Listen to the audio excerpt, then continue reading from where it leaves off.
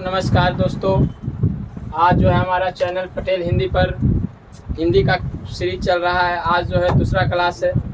हम जो है कल वाली पहली क्लास में जो हम हिंदी का बेसिक वर्णमाला का पढ़ाए थे, और आज जो है हम देखिए वर्णमाला का में स्वर्ण वर्ण तक गए थे और मात्रा पढ़ाए थे। तो मात्रा के बारे में थोड़ा सा आज देख लेंगे, उसके बाद स्वर्ण वर्ण का जो है वर्गीकरण देखेंगे, और ये जो आया हुआ ध्वनि है स्वर में, वो एक ध्वनि आया हुआ है उसको देखेंगे। तो इसीलिए आज हम क्लास स्टार्ट करते हैं। क्लास स्टार्ट करने से पहले हमारे चैनल पटेल हिंदी को सब्सक्राइब करें, कमेंट करें, लाइक करें और शेयर करें दोस्तों के बीच, जिससे लगे कि हमारा चैनल भी थोड़ा आगे बढ़ रहा है और आप लोग का सहयोग चाहिए ही चाहिए।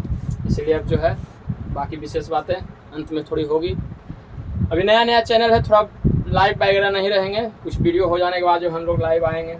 इसीलिए जो है अभी छोटा चीज़ है जो थोड़ा पढ़िए, लेकिन पढ़ाई बेहतरीन है। अगर आप समय देकर टोटल क्लास जो भी हो उसको अगर आप देख लेते तो हिंदी में हम इतना बता देते हैं कि आपका हिंदी 90% तक बहुत अच्छा हो सकता है। कोई भी एग्ज़ाम में जाइएगा तो आप अच्छा से अच्छा क्वेश्चन को आप हल करने के लिए पूर्ण रूप से एकदम ठीक ठाक हो जाएंगे। चलिए अगला क्लास को स्टार्ट करते हैं। कल हम पढ़ाए थे मात्रा की कुल संख्या 10 थी, जिसमें स्वर वर्ण जो था उसमें अ को छोड़कर आकार आ से लेकर अन तक जो था 10 मात्रा था। अ को सिर्फ छोड़ दिया जाता था। अब जो है उसी मात्रा में एक हर्षई होती है जिसको हम छोटी ई कहते हैं। ध्यान दीजिए, मात्रा में ही हर्षई छोटी ई कहते हैं, जिसको हम इस तरह से लिखते हैं।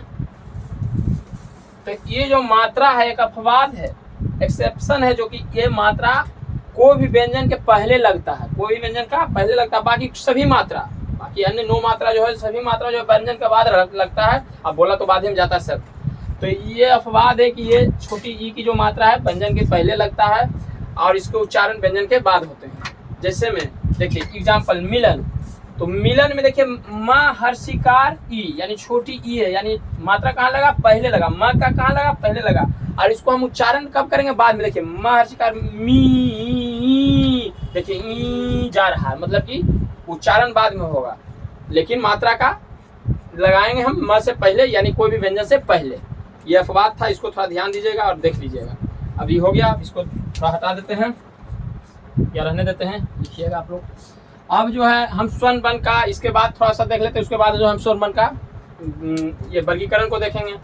अंग्रेजी से जो है ऐसे आगत ध्वनि जो है फारसी, अरबी, तो वो सब जो आया है व्यंजन आया है। तो व्यंजन वर्ण जब हम पढ़ेंगे, व्यंजन वर्ण का जब हम लोग पढ़ेंगे पूरा, जब उसका वर्गीकरण वगैरह सब पढ़ लेंगे, उसके बाद जब अंतिम में जब पढ़ेंगे तो हम बताएंगे कि कौन कौन ध्वनि आया है। जैसे क आया है, क ख ग, तो इस तरह से क ख ग नहीं आया, नुक्ता लगा हुआ रहता है। ख के बिंदु न, ख के नीचे बिंदु, ज के नीचे बिंदु, तो इस तरह से नुक्ता वाला जो अर्थ उसको हम लोग अरबी भाषा से आया है, तो वो हो गया आगत ध्वनिया।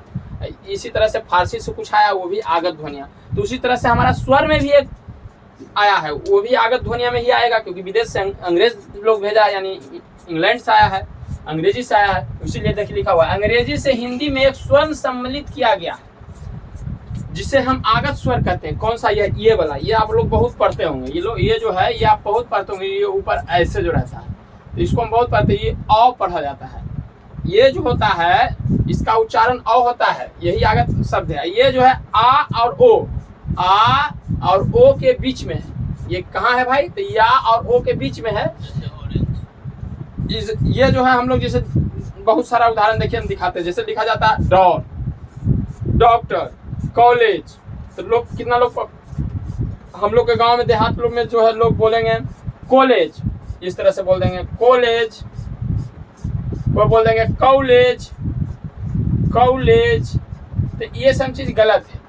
मुख्य रूप से लिखा जाता है ऐसे, उच्चारण कौ होता है, औ का उच्चारण होता है। और इसी तरह से ऑरेंज भी होता है, ऑरेंज, बहुत सा है। तो ये हो गया आगत स्वर, आगत स्वर है ये। और आगत में जो है कि व्यंजन जब पढ़ाएंगे तो और है, लेकिन इसमें स्वर में एक ही आया हुआ है जो अंग्रेजी से आया हुआ है आगत में। एक आपको अपभ्रंश भाषा पढ़ाएंगे। अपभ्रंश भाषा जो पढ़ाए थे उसमें थोड़ा सा, तो अपभ्रंश भाषा में स्वरों की कुल संख्या थी टोटल, बहुत पहले स्वरों की संख्या देवनागरी आने से पहले अपभ्रंश भाषा में कुल स्वरों की संख्या 8 थी। कौन कौन थी? अ, आकार, आ, हर्षई, दीर्घई, हर्षऊ, दीर्घऊ, ए, ओ। ऐ नहीं था, ये नहीं कि ये छोड़ी ये नहीं था, सिर्फ ओ था।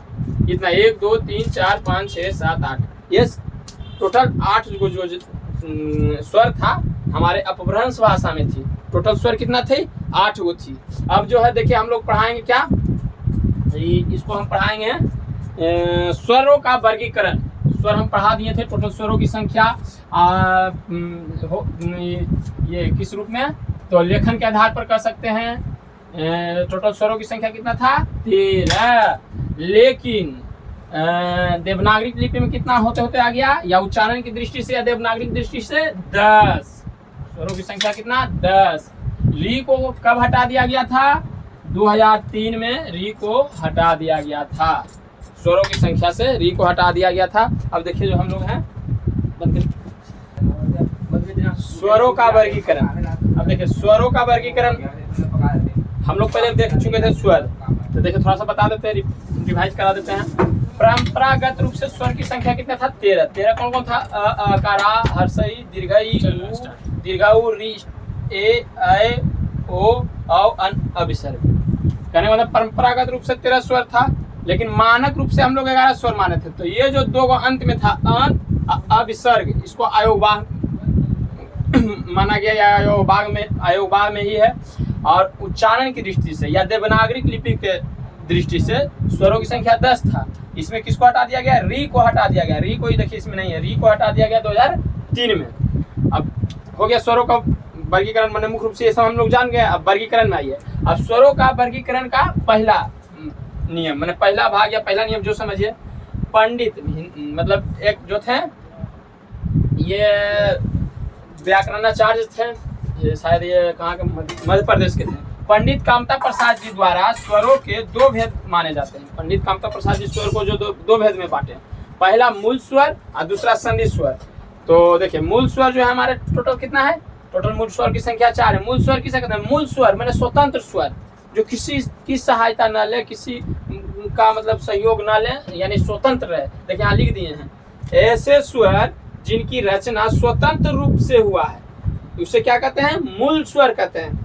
ऐसे स्वर जिनकी रचना स्वतंत्र रूप से हुआ, उसे क्या कहते हैं? मूल स्वर कहते हैं। मूल स्वर इनकी संख्या कितना है? 4 है। 4 देखिए कौन है? अ, हर्षई, सॉरी उ, हर्षऊ या री, यानी कि 1 2 3 4, 4 को क्या है? मूल स्वर है। अब देखिए हमारा दूसरा कामता प्रसाद जी द्वारा दूसरा भेद कौन को माना गया? संधि स्वर। संधि स्वर टोटल 7 को है। 7 को कौन कौन है भाई? तो देखिए अब संधि स्वर का भी 2 भेद है। टोटल तो 7 ही है, लेकिन संधि स्वर का 2 भेद है। क्या? एक दीर्घ स्वर है और एक संयुक्त स्वर है। दीर्घ स्वर कौन सा है? आकारा, दीर्घई और दीर्घऊ। ये फिर संयुक्त स्वर ए, ऐ, ओ और औ, ये 4 और ये 3। देखिए 1 2 3, 1 2 3 4, यानी 4 और 3 टोटल 7 संधि स्वर है। अब जो है हम मूल स्वर देख लिए, मूल स्वर का परिभाषा भी देख लिए। ऐसे स्वर जिनकी रचना स्वतंत्र रूप से हुआ है, इनकी संख्या टोटल 4 है। हर्षई, हर्षऊ, री। अब हम संधि स्वर में आते हैं। संधि स्वर का परिभाषा, दीर्घ स्वर का परिभाषा, संयुक्त स्वर का परिभाषा, और ये सब का टोटल जो है पूरा बढ़िया से आगे समझाते हैं।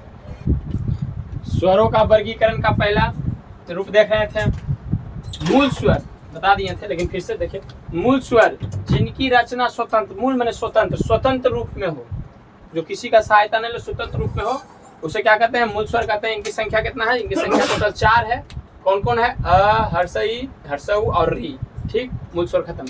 आइए दूसरा है स्वरों का वर्गीकरण का दूसरा संधि स्वर। संधि स्वर ऐसे स्वर, संधि में क्या होता है? ऐसे स्वर जिनका निर्माण 2 स्वरों के सहयोग से होता है, यानी कि संधि का मतलब हुआ जुटना, सहयोग करना, माने जुड़कर। तो ऐसे स्वर जिनका निर्माण 2 स्वरों के संयोग से होता है। 2 स्वर कुछ भी हो सकता है, ये नहीं कि मैंने वो 2 स्वर हर्षा, दीर्घई, बड़ी या छोटी सब किसी में मिलकर हो सकता है। ऐसे स्वर जिनका निर्माण 2 स्वरों के संयोग से होता है, क्या कहलाता है? संधि स्वर कहलाता है। इनकी संख्या टोटल कितना है? इनकी संख्या टोटल कितना है? 7 है। 7 कौन कौन सा है भाई? बड़ी वाला यानी अकारा, बड़ी वाला ई माने दीर्घई, बड़ी वाला उ दीर्घऊ, ए, ऐ, ओ औ है। देखिए 7, 3 3 6 1 7। अब संधि स्वर का भी भेद है। संधि स्वर का भी उपभेद यानी भेद क्या है? 2 गो है। 2 गो कौन कौन सा है? पहला है दीर्घ स्वर संधि और दूसरा है संयुक्त स्वर संधि। दीर्घ स्वर संधि, दीर्घ स्वर संधि का मतलब क्या कहने का मतलब इसका परिभाषा हम ऐसे लिख सकते हैं, दीर्घ स्वर संधि किसे कहते हैं भाई, तो हम बड़े अक्षर में या बड़े वाक्य बनाकर इस तरह से लिख देते हैं, ऐसा स्वर या ऐसा संधि स्वर, संधि स्वर का ही भेद है तो ऐसे लिखेंगे, ऐसा संधि स्वर जिसका निर्माण दो सजातीय स्वर से होता है दीर्घ स्वर संधि कहलाता है। तो इसीलिए हम अभी जो है शॉर्ट में लिखे हैं, ऐसे आप लिख सकते हैं। तो दीर्घ स्वर संधि इसका निर्माण कैसे होता है भाई, दो सजातीय स्वर से होता है। इसका निर्माण क्या होता है, सजातीय स्वर से होता है, हमेशा इसका निर्माण सजातीय रहेगा। लेकिन संयुक्त स्वर संधि का निर्माण विजातीय स्वरों से होता है। इसका जो क्या है, इसका हमेशा विजातीय स्वरों से निर्माण होगा। अब देखिए दीर्घ स्वर संधि क्या हुआ है, 1 2 3 गो है।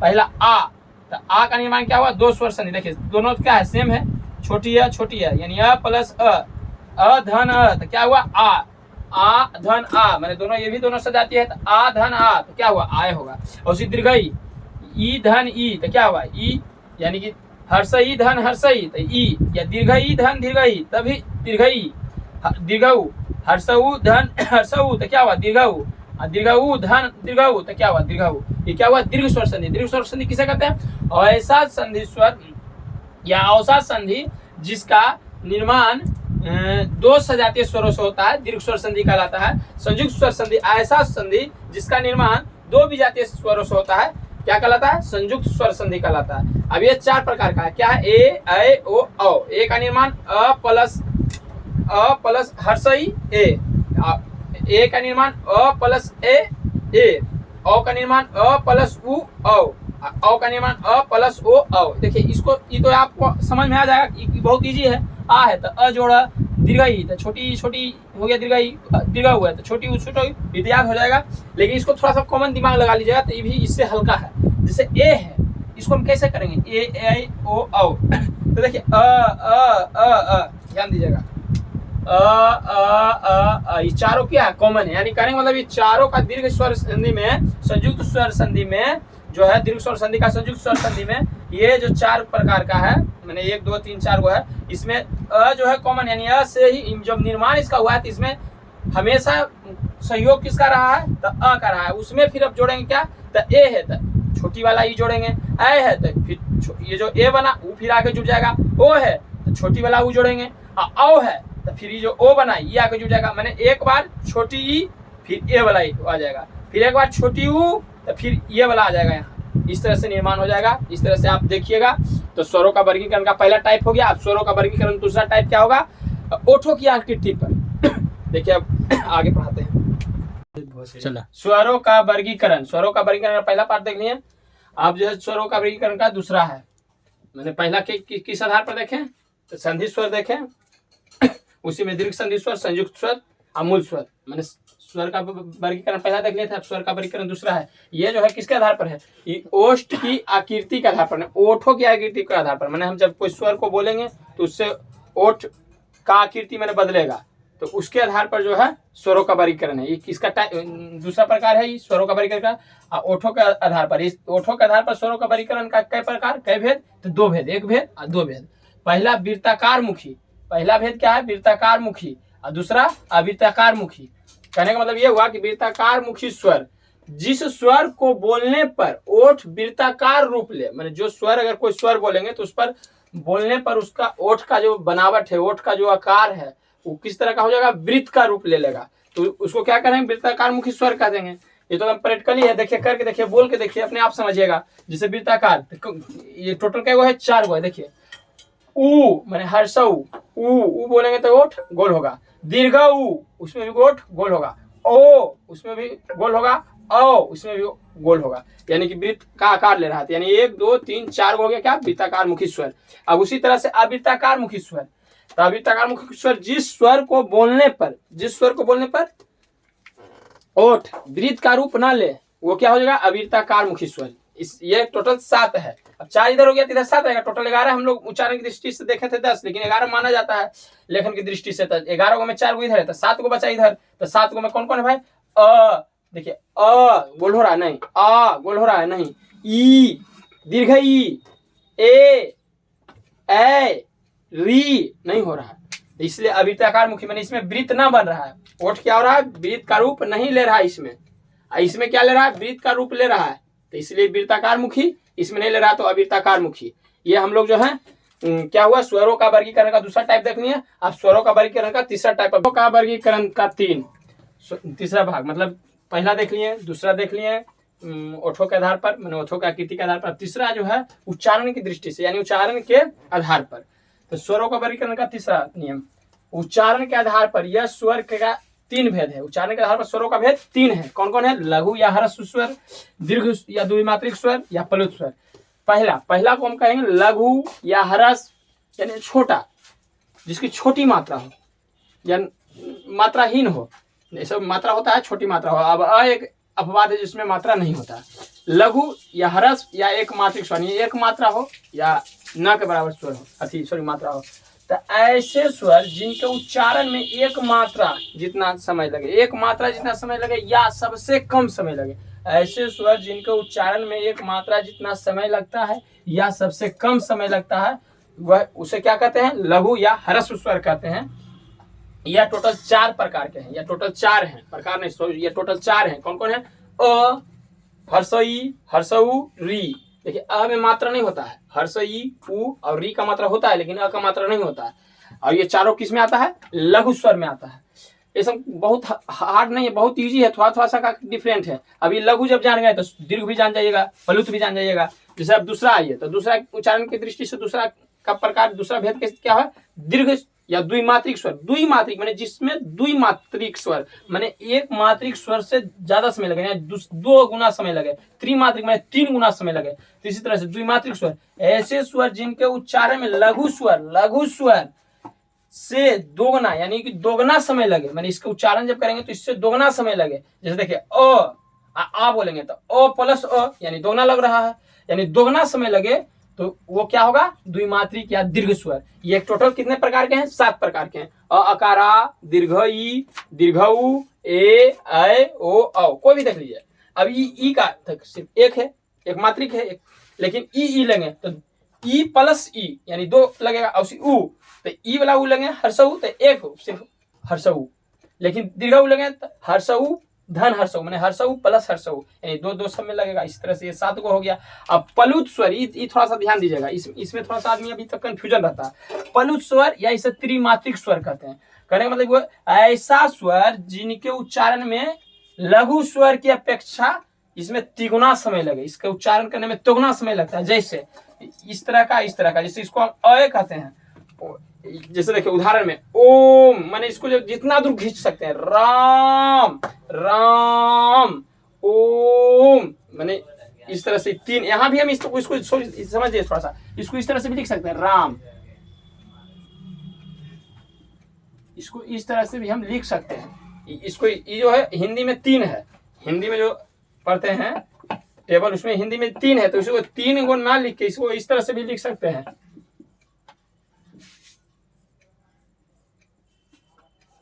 तो इतना का बराबर में ये आया, मैंने दोनों का अर्थ एक ही है। कहने का मतलब लिखने का नियम के अनुसार थोड़ा सा शॉर्ट होता है और बढ़िया लगता है, इसलिए इस तरह से लिखते हैं। अब हो गया, अब एक प्रकार और बचा है स्वरों का वर्गीकरण का तीसरा टाइप नहीं, चौथा टाइप। तीसरा टाइप तो पढ़ाइए दिए थे, ये चौथा टाइप हो जाएगा बाबू, ध्यान दीजिएगा, ये चौथा टाइप है स्वरों का वर्गीकरण का चौथा टाइप। जीभ के प्रयोग के आधार पर। तीसरा किसके प्रयोग के आधार पर था? तो उच्चारण की दृष्टि से। उसके पहले किसके प्रयोग के आधार पर था? ओठों की आधार पर। पहला क्या था? मूल रूप से, मैंने स्वतंत्र रूप से। तो इसलिए स्वरों का वर्गीकरण का चौथा टाइप जीभ के प्रयोग के आधार पर। कई प्रकार का है? 3 भेद है। जीभ के प्रयोग के आधार पर 3 भेद है स्वरों का वर्गीकरण के। पहला अग्र स्वर, दूसरा मध्य स्वर, तीसरा पश्च स्वर। समझिए पहले, कुछ नहीं, एकदम बहुत इजी है, इससे इजी कुछ है ही नहीं। ये जीभ का आकार देख रहे हैं, ये जो है अगला जीभ का ये आगे वाला भाग है, ये जो है मध्य वाला भाग है, और ये तो पीछे है ये पश्च भाग। तो इसमें कह रहा है स्वर को जब हम बोलेंगे तो ही पता चलेगा। अग्र स्वर माने जीभ का जो अगला भाग है वो देखिए कहीं ना कहीं अपना एक्टिविटी करेगा। जैसे ई, दीर्घ ई, ए, ऐ, री, जैसे हम बोलेंगे तो जीभ का अगला भाग जो है थोड़ा कंपन करेगा, तो पता चलेगा कि उसका अग्र भाग से हम लोग किस किस स्वर को बोल रहे हैं। हर्षई, दीर्घई, ए, ऐ, री, माने कि 1 2 3 4 5, ये पांचों जो है कौन सा है? अग्र स्वर है। और जीभ का मध्य भाग में एक मात्र स्वर है, कौन? अ बोलिएगा तो देखिएगा बीच में जीभ जो है क्या होगा? इस तरह से रहेगा सीधा। अ बोलिएगा तो हल्का सा बीच में हिलेगा, कंपन करेगा, यानी मध्य स्वर कहाँ से बोला जाएगा? तो मध्य भाग से। जीभ के मध्य भाग से कौन है, तो अ है। अब पश्च स्वर यानी जब बोलेंगे जो स्वर को, तो पीछे का जीभ का पिछला भाग, ये भाग, पिछला भाग जब कुछ कंपन करेगा तो हम समझ जाएंगे ये पक्ष स्वर, पश्च स्वर है, यानी पीछे वाला है। पश्च स्वर में कौन कौन आएगा, आ, उ, दीर्घ उ, ओ, औ। जब बोलेंगे तो देखिएगा पीछे वाला भाग जो है क्या करेगा, जीभ का कंपन करेगा। तो इससे हम लोग समझ गए कि जीभ के प्रयोग के आधार पर स्वरों का 3 भेद है। कौन कौन है, अग्र स्वर, मध्य स्वर, पश्च स्वर। टोटल अब जो है स्वरों का वर्गीकरण जो है इसके साथ ही खत्म हो गया। अब कल से जो हम लोग क्या करेंगे, व्यंजन के बारे में पढ़ेंगे, व्यंजन का वर्गीकरण पढ़ेंगे, व्यंजन का टोटल आगत व्यंजन जो है वो भी पढ़ेंगे। आगत वर्ण जो व्यंजन में, जैसे स्वर में एक ही मात्र आगत वर्ण था, कौन था, आ, ये वाला औ था। ये क्या था, अंग्रेजी लोग यानी अंग्रेजी से आया था। जैसे डॉक्टर, ऑरेंज, ये सब लिखते थे डॉन, तो इसी में जो आता है ये आगत ध्वनि है, अंग्रेजी से आया था। इसी तरह से हम व्यंजन जब पढ़ेंगे तो उसमें कुछ ही आगत ध्वनि है, फारसी से, अरबी से, सभी को पढ़ेंगे और समझेंगे। और इसी के साथ धन्यवाद। और आप लोग मेरे चैनल पटेल हिंदी को सब्सक्राइब करें, कमेंट करें। और थोड़ा सा लाइट कट गया था, इसके लिए थोड़ा सा बीच में थोड़ा सा परेशानी है, लेकिन कोई परेशानी नहीं, मेहनत कीजिए, सब सफल होइएगा। All the best.